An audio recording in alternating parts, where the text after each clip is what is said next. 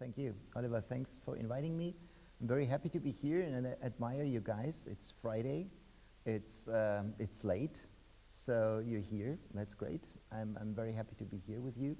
So Intelligence Without Cortex, I choose this title, of course, by purpose, because usually you think that's not possible, but I'm going to show you it is. So let's start. So I suppose at least we all are Darwinists, and as a Darwinists we are used to a certain kind of logic. In our logic, phenotypical resemblance usually codes also for genetic relationships. And using morphological traits, we usually build our cladistic trees of relationships between different animals. And we think that, of course, the genetic relationship determines how close the morphological, the behavioral, the cognitive traits are. But there is a second force that we quite often overlook, and that's shown in this nice picture. This is actually one of my most favorite pictures. These are 4 different animals, and all 4 of them live from the very same source of nutrition. These are little caterpillars and bugs that hide under the barks of their trees. And look at this guy. So Oliver gave me this one. It's a great toy, but I will use it later on, I promise, okay? But now I stick to my mouse. So look at this animal. It turns its 4 paws, front paws, into little instruments with which it can take out these caterpillars under the barks. This guy changed its hind paws. This guy changed its beak. And this guy changed its brain. So, and by changing its brain, it was able to use an instrument, so little needles, and with the needles it pokes out the little bugs and caterpillars. So all 4 of these animals, they are not related to each other, or at least not closely related. But they have discovered a mechanism that is very close. So they became very close, at least with respect to the way they find their meals. So we call this a homoplasy. So this is not a homology. That means the homology means that you and I, we all are related to a common ancestor. These 4 animals are only very remotely related to each other by homology, but the way they achieved, the way they get their little bugs out of the barks is a mechanism of convergent evolution. So they converged to similar mechanisms by changing their morphology, by changing their behavior. So now the question for me as a psychologist is the following. When mental processes converge during evolution, do we then also see a convergence of cerebral mechanisms?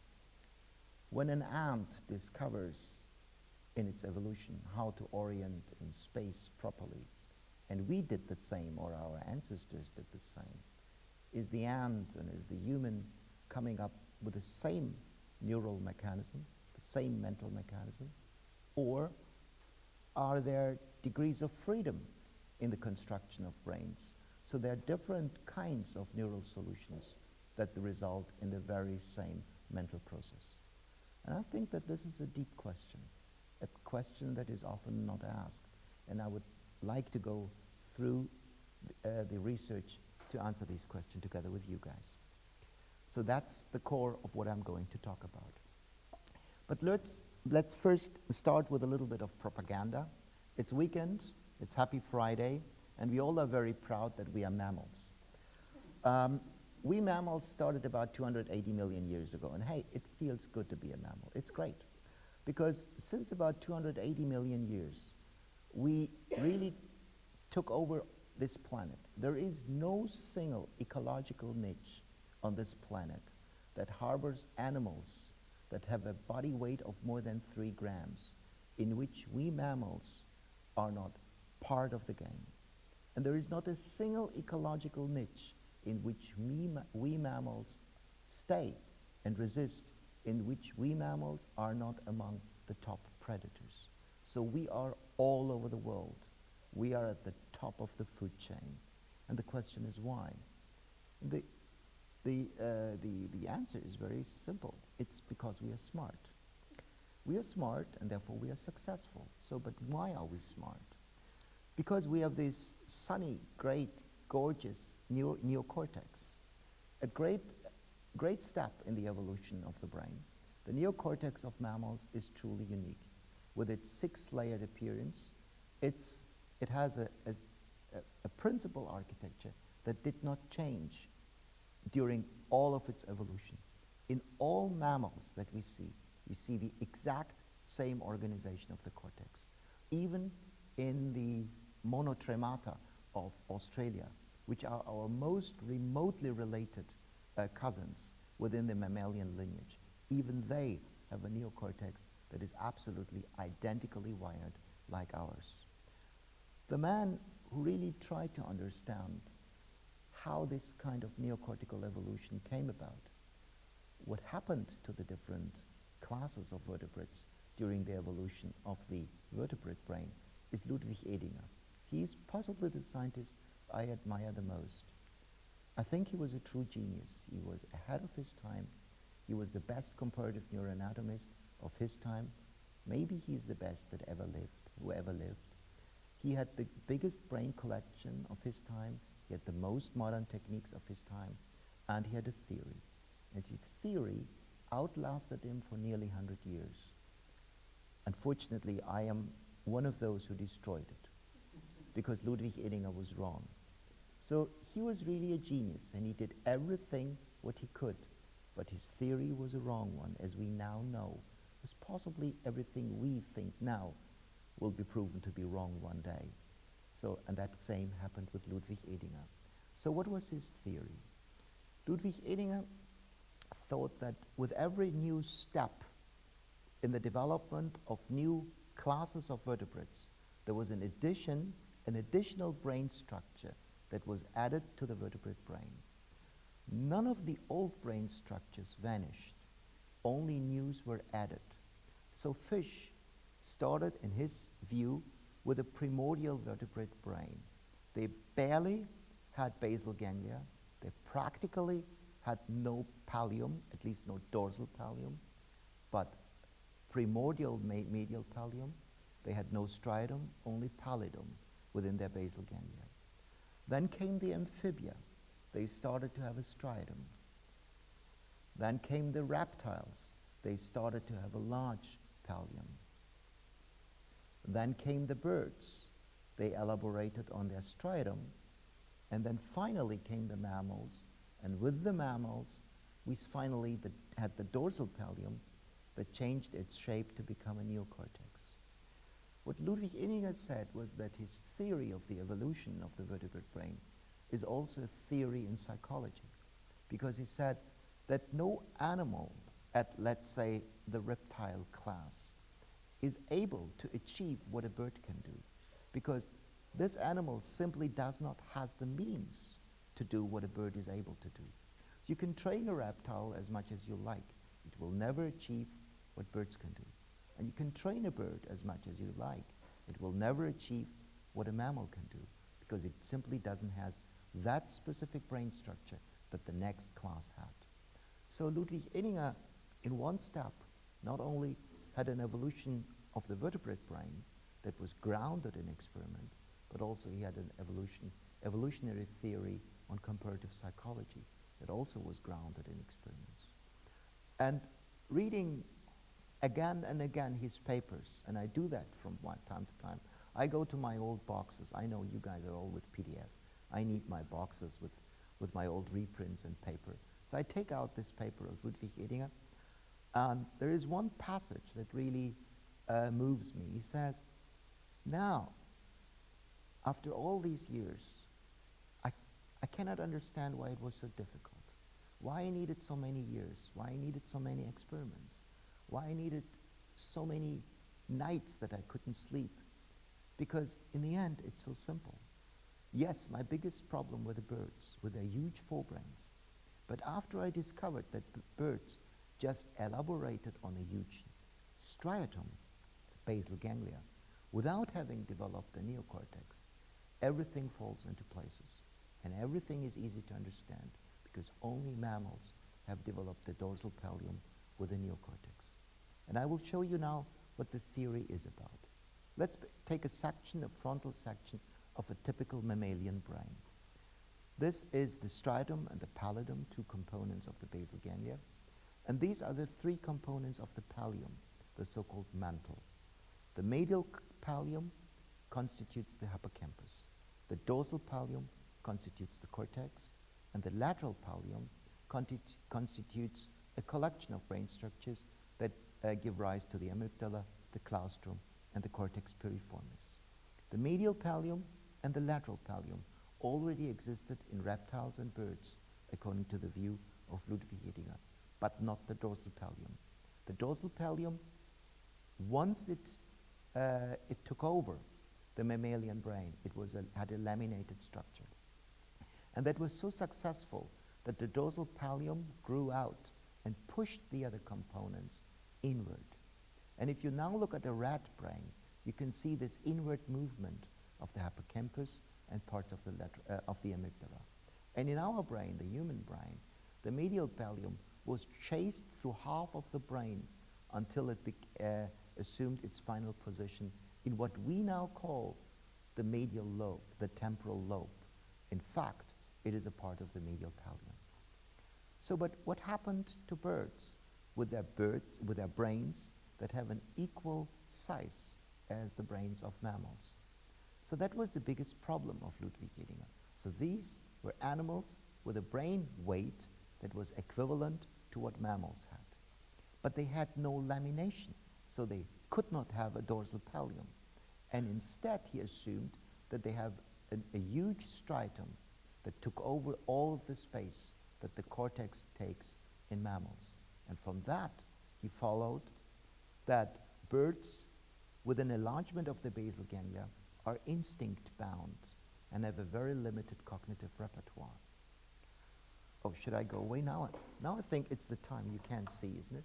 Now it's the time to use this one, okay? It was expensive, but it's great. It's great. Okay. So, and it has a laser pointer. Look at that. They're instinct-bound, while with the enlargement of the neocortex, we mammals are less genetically determined, and we have an extensive cognitive repertoire. One of the reasons why it feels so good to be a mammal. So this theory, as I said, explains two things. It explains psychology, and it explains brain evolution. I think it's a great story for a scientist to achieve. And this theory dominated neuroscience until about 8 years ago. And now just think of the nomenclature that we are used. And for example, most of you use the term neocortex. Why do we call it neo? Because of Ludwig Edinger said it's neo because it's new. And most of you will possibly know the term archicortex. So why do we call it archicortex? We call it archicortex because it doesn't have 6 lamina, but 3 or 4 depending on which archicortical area you are looking at. And Ludwig Edinger thought that archicortex still is a neocortex that is not developed enough to have 6 layers. So that's the reason why you guys often say the amygdala is an old area of the brain, or the hippocampus is an old area of the brain, while the prefrontal cortex is a new area of the brain. Possibly you all say that. Some of you even write that, and most of you read that, and it's all wrong. It's all Ludwig Edinger. Ludwig Edinger's theory has had implication that went much beyond his lifetime. Later on, scientists discovered, and Ludwig Edinger also wrote on that, but didn't have the mathematical way to analyze it properly, that not only brain structures were added with every new vertebrate class, but also that vertebrate classes behave differently in allometric terms. So possibly most of you know this kind of allometric depiction with the body weight and the brain weight in double logarithmic scale. And obviously you can see that there is a regression of reptiles, amphibia, and fish. And this regression simply depicts that large reptiles have big brains, small reptiles have small brains. That's to be expected. But there are also 2 further regressions that you can see. On this regression line, you can see the mammals, And on this second regression line, you see the primates, and here you can see, for example, Homo sapiens. Now, you know that, of course, this is a logarithmic curve, and this logarithmic curve gives us the impression that these regressions are not that far apart. In fact, they are tremendously far apart. Just let's look, for example, at a large reptile. Let's assume an alligator of 100 kilogram body weight. Let's move up to Homo sapiens. A man or a woman of about 100 kilogram body weight has about 1,300 gram brain. An alligator of 100 kilogram body weight has about 40 to 50 gram brain. It would not be able to give a lecture here. So it's a huge difference that you can see here. So adding to Ludwig Edinger's theory, we have to say that not only there possibly might be an addition of brain components with the evolution of new vertebrate classes, but also that the newly advanced vertebrate classes, the mammals, also have more brain per body weight, and with primates and possibly humans elaborating in terms of encephalization. Now let's switch off the propaganda. Now let's turn to reality. Ludwig Edinger is wrong. And why is he wrong? He's wrong for many reasons. First of all, his basic assumption was that birds are intellectually inferior to mammals because they do not have a neocortex. In the last 15 years, many of my colleagues, and my contribution was possibly only very minor, related to what, for example, Nathan Emery and Nikki Clayton did, worked on bird cognition. And this very nice picture of Emery and Clayton in Science shows that this is just a review on many studies in birds and mammals, that in the area of imagination, causal reasoning, flexibility, and prospection, in all of these four cornerstones, pillars of cognition, corvids are on par with chimpanzees. So corvids are on par with apes. And in several areas, especially in areas related to imagination and causal reasoning, we even meanwhile know that they are superior to chimpanzees. So there has to be something wrong with the basic assumption of Ludwig Edinger. The first thing I will now do is to convince you that this is not just propaganda on my side, because I am working with birds, but this is true. About 12 years ago, we started to study magpies in my lab in Bochum for a very simple reason. I was interested in object permanence, and possibly you all know what object permanence is, but I will just demonstrate it shortly. This is a great instrument, belongs to Oliver. Now you don't see it anymore, but obviously you know that it still exists. Although I hide it, but it goes on to exist. So that's a very simple mechanism of object permanence, first described and elaborated on by Piaget in his experiment with Swiss children. And Piaget discovered that there are 6 developmental stages of object permanence, and he developed a large number of different experiments to test each of these steps. And his book is marvelous to read. He's a great scientist. We thought that magpies could be interesting to study object permanence for a very simple reason. Magpies cache food. So that means they have a peanut somewhere or a worm, and if they are not hungry, they take it, they hide it somewhere, and then if they're hungry, 2 days later, they go where they put the worm, dig it out, and eat it. So for that to do, obviously they have to have an understanding that the worm still exists, although they cannot see it. So we wanted to know to what extent magpies are able to come up with object permanence, and we also wanted to know if they're able to come up with a simple object permanence. That's the one I just did with you. This is stage 4, at the level when they start hiding food. So we took young magpies as nestlings, and we started to do all the experiments Piaget did with Swiss children. And what we discovered is that magpies had the absolute identical steps. They took the identical steps. We could take the identical experiments as Piaget used with Swiss children. The only difference was that magpies were faster than Swiss children in developing object permanence, And they reached stage 4 at about their seventh weeks of age. And that's exactly when they start caching food. So Piaget could have come up with the identical book if he wouldn't have studied Swiss children, but magpies. So I was not wondering that magpies achieved the same level. I was wondering that the internal architecture was identical. So it is the same principle, the same mechanisms, the same steps that are taken. The identity of the internal architecture of this cognitive system. That fascinated me.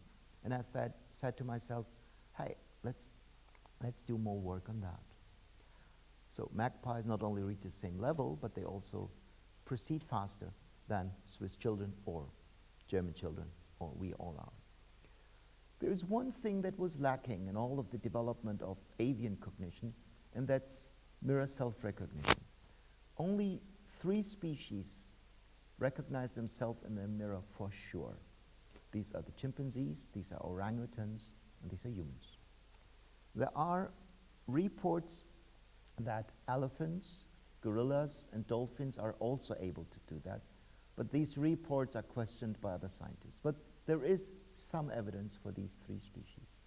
So the interpretation by scientists usually was, you have to be an ape or a human, or at least you have to be a mammal with a big brain to be able to come up with mirror self-recognition.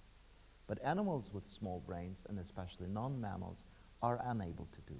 And indeed, a very large number of different species were studied for mirror self-recognition, and all of them failed.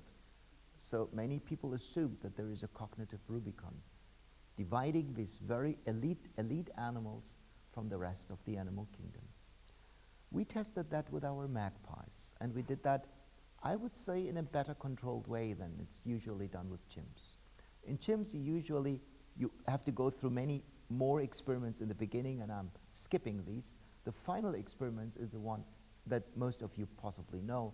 You put a little bit of a mark on the forehead of a chimp, and then you confront the chimp with a mirror, and if this animal then does not do any social interaction with the mirror, does not try to remove the mark from the forehead of the other animal, but directly grasps towards its own forehead and tries to remove the mark, then this is taken as a proof of the existence of mirror self-recognition in the animal, and possibly related to some form of consciousness, although this is discussed in the field.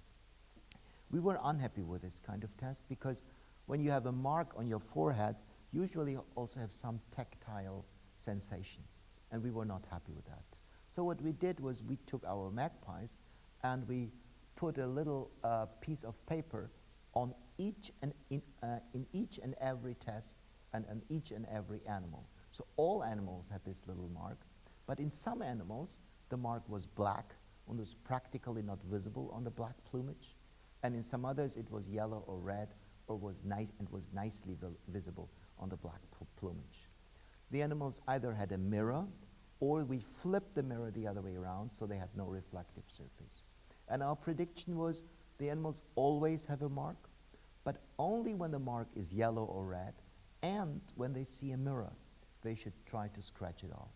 And this is exactly what the animals did. This is a mirror condition with a yellow mark, and I will show you a little video of Gertie, and I will first have to explain a little bit about Gertie. Gertie had a bad day on that day. Okay, you have to excuse.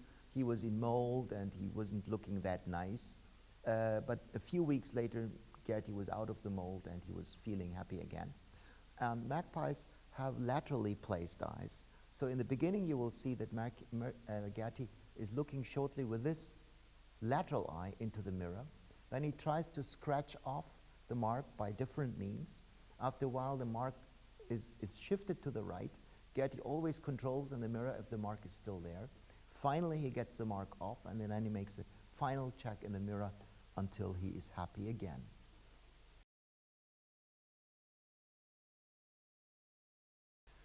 And this behavior only and only is visible with a yellow or red mark and in the presence of a mirror.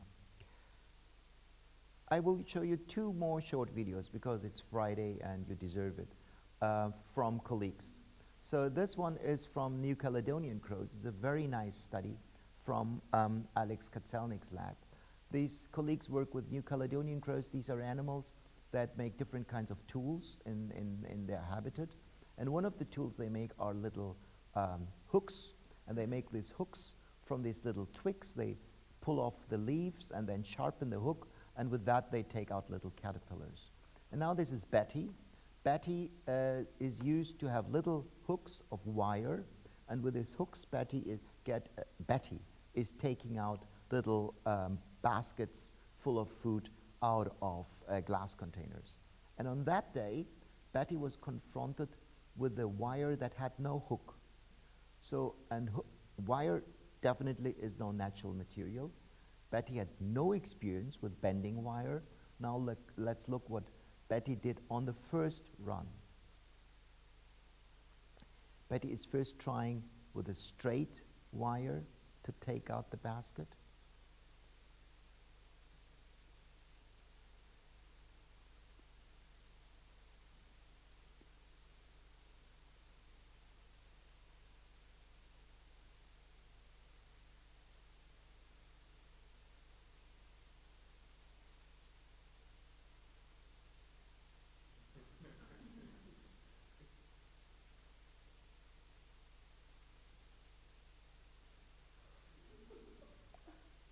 There you go.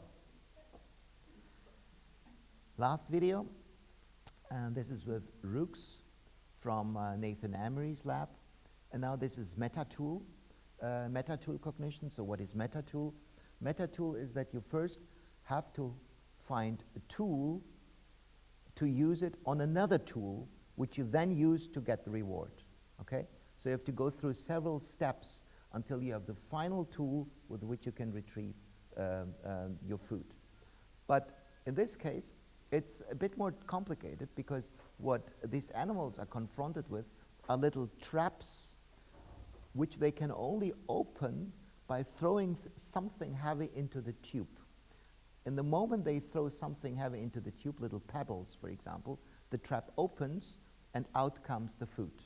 The more heavy the pebble, the higher is the likelihood that the trap opens. Unfortunately, some of the tubes are so thin that you can only throw in small pebbles. So you have to find the right pebble for the tube that contains, that is connected to the trap with the food. As soon as you see the video, it will become clear. You will see three traps. The trap in the middle contains the food. The trap to the left contains, I think, a big pebble. The trap to the right contains a small pebble, and now the animal has to first retrieve either the big or the small pebble to work on the trap in the middle where the food is. But to get these pebbles, he has to use another pebble, complicated to look at, and the animal is doing it on the first run. Just look.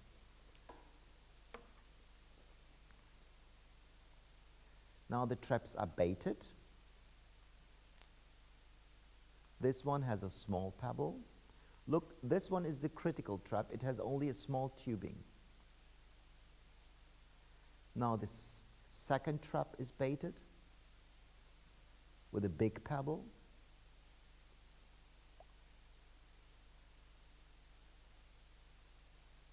Now this one is baited with food. And now the animal has to think, what kind of pebble would go into that tube? This pebble is too big for that.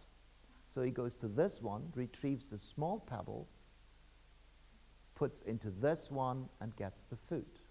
And this is first run. So no chimpanzee is able to do that. So an animal without a cortex does it. How is that possible? Birds and mammals have separated about 280 million years ago, and since then have a parallel evolution. But birds do not have a cortex. They possibly never developed one. So how is it possible that vastly different brains produce the very same cognitive operations? In 2002, we had a workshop that at least changed my mind completely. We were about 28 people coming together at Duke University, and we wanted to solve this century-old story of Ludwig Edinger.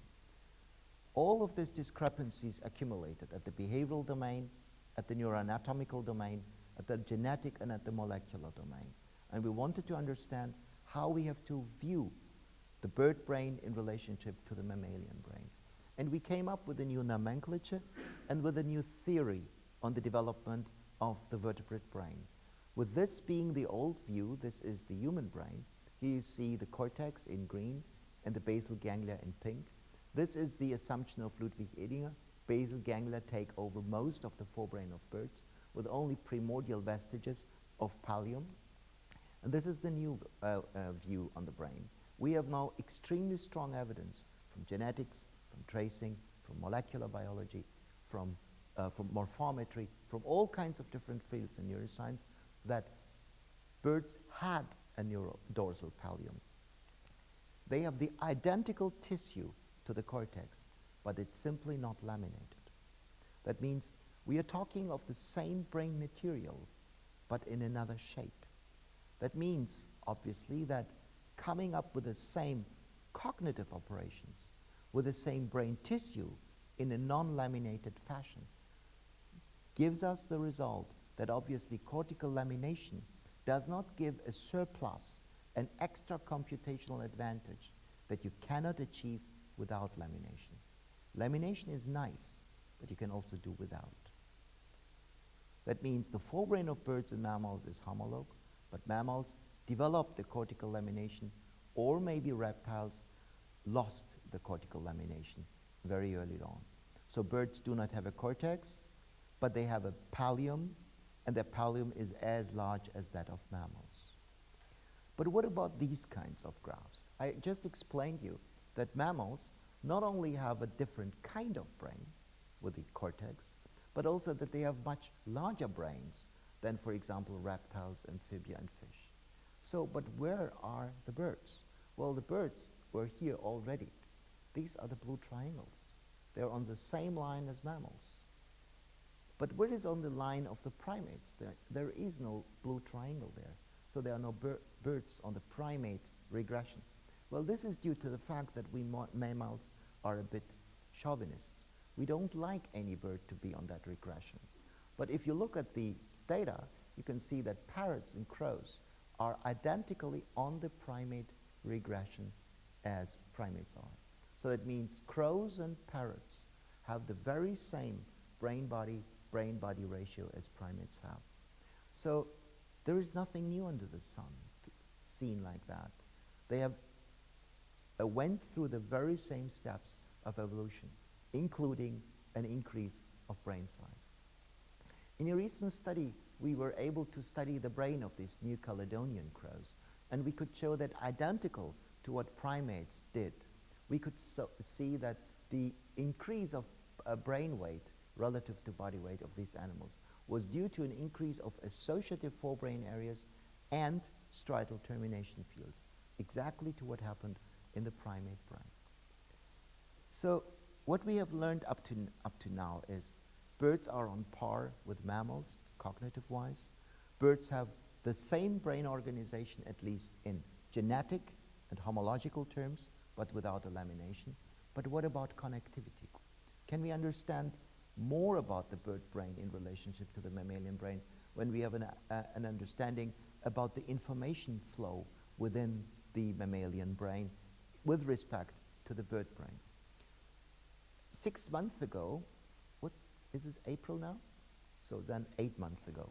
8 months ago, I was in Antwerp together with several colleagues from neuroanatomy and a robotic colleague, Murray Shanahan, and we started to come up with a complete connectivity chart of the bird brain. And we compared it with the connectomes of the human brain, the macaque brain, and the cat brain. I will shortly dwell about what connectomes are and then present our data. So in a brain of a very small animal, with these being the neurons of this small animal, you can ask yourself what is the optimal connectivity that you can have. Let's, for example, concentrate on this neuron. One way to connect this neuron to the rest would be to connect this neuron to its two neighbors to the left and the two neighbors to the right. That makes sense because sensory and motor systems often share a certain neighborhood, and it would make sense to connect every neuron with its neighbors. But then, of course, this neuron is far apart from that neuron. If this neuron would like to give a message to that one, it takes forever, and the information is lost. So what is it you should do? One possibility, of course, would be to connect every neuron to all other neurons, and I did this just for this one neuron. Obviously, this is impossible, because then your brain would consist of axons. So what then is the best solution between neighborhood connectivity and connectivity to the rest? One way is to take your neighborhood connectivity and just take out a few connections, maybe 3%, and connect them anywhere else in the brain. What you see is that you still have your neighborhood connectivity, but at the same time suddenly have a fast connection to the rest of the brain. And this is called a small world property, and you can analyze it with mathematical terms and dwell on that in great detail, and there is a lot of studies, and Professor Hilgetag, who was here for many years, was a master of that. So I should be silent at that point, because you guys are possibly much smarter than me on that topic. So we wanted to know if birds have a small world in their brain and also have all the other properties that we know about. For example, do they have modules that are organized in a similar way as the human brain? And do these modules also create hubs to all of the other modules? And do these hubs constitute what is called a structural core? So we started to do that with a bird brain, with a pigeon brain. Looking back 45 years of tracing studies in pigeons. It was a tremendous amount of work. And we compared our data with the data in humans, macaques, and cats. So this is, of course, the DTI-based connectivity matrix of the human brain. This is from Hagman's study. And we did the very same with our pigeon brain. And we came up with a connectome of the pigeon brain. And to our amazement, I'm really still very amazed about this result. We find the same identical property. Not only that we find small world properties, not only that we find modular properties and hub properties. To my amazement, what we discovered was that the modules and the hubs are virtually identical to what we have in macaques, cats, and humans. As I said, there is nothing new under the sun.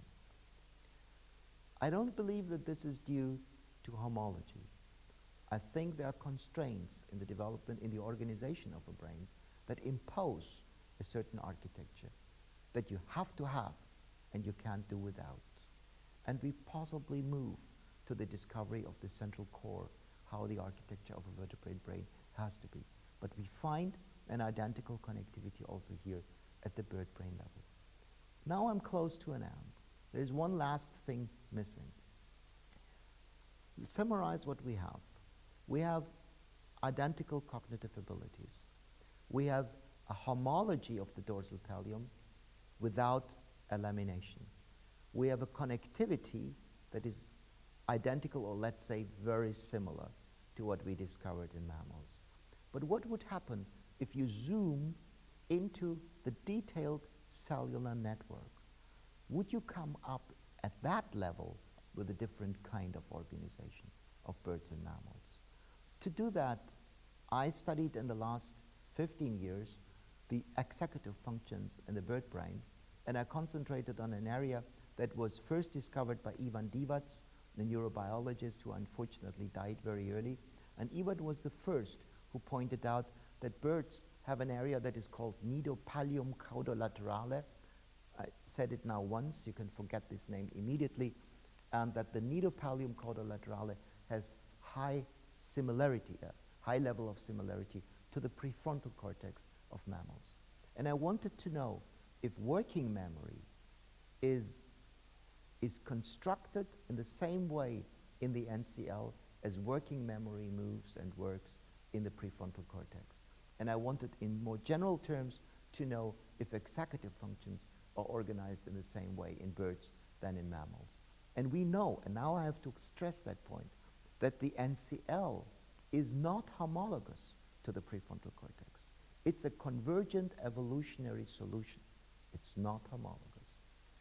We found that the dopaminergic system does in the NCL the same thing as it does in mammals with the prefrontal cortex. That the connectivity of the NCL is identical to what we know from the macaque prefrontal cortex. We did everything we can to discover a cognitive and behavioral difference in the organization of the NCL relative to the prefrontal cortex. We failed. And in the end, and this is now 10 years of studies, and I just boil it down to a single slide, we discovered that the molecular and cellular mechanism with which you can increase short-term memory capability is identical in birds and mammals. In both groups of animals, you start with a relevant stimulus that activates a certain class of bursting neurons in the prefrontal cortex that is accompanied by a release of dopamine and by a slow reuptake of dopamine in the synaptic cleft, by an activation of the D1 receptor, and by a change of the biophysical properties of the pre-activated neurons that then result in a holding of the goal state online. That means we're coming up with the same cellular mechanism. In an animal that has no cortex, in an animal that has a separate evolution since 280 million years, in an area that is not homologous to the prefrontal cortex. What does that mean? I think we can now possibly come up with a couple of solutions or implications. First of all, birds and mammals, and humans are an exception, and if you want, we can discuss about that, display similar levels of very high cognitive abilities, including self-recognition. Both birds and mammals reach with the same brain-body ratio, the same level of cognitive competence, but birds without a laminated forebrain, mammals with a laminated forebrain. So lamination and laminated neocortex is no prerequisite for higher cognitive operations. This flies into the face of many computational people. I love that. In both vertebrate classes, an increase of cognitive abilities goes along with quantitative increases of associative fields and their striatal termination areas. Both brains and mammals have a similar pattern of connectivity in the forebrain and in their modularity. Thus, there has to be something like a deeper connectivity Bauplan in the vertebrate brain. It is difficult to understand that otherwise we would come up with a solution like this one. And the prefrontal cortex of mammals and birds is, as a field, not homologous, but is functionally similar, I would say identical, to the prefrontal cortex. Thus, there seem to be, and I underline this because obviously this is a far-fetching interpretation, there seem to be only very limited degrees of freedom to come up with a neural realization of executive functions. That means if you want to have working memory, and you start in very different animals, you converge to the same neural solution. There are not that many solutions otherwise to come up with the same cognitive operation. Thank you very much.